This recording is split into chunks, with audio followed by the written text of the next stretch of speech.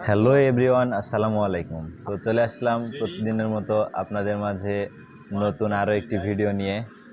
আজকে আমরা সফুরা সিল্কের মঠপুকুরে ঐশী দিদির অধিবাসের শ্যুট নিয়ে চলে আসলাম। তো আগের দিনের মতোই ফটোগ্রাফার মারুফ এবং সিনেমাটোগ্রাফি করছি আমি শিহাব। আজকে ভিডিওতে আপনাদের মাঝে নতুন কিছু তুলে ধরার চেষ্টা করব, আশা করি আপনাদের খুব ভালো লাগবে। তো না টেনে শেষ পর্যন্ত ভিডিওটি দেখতে থাকুন।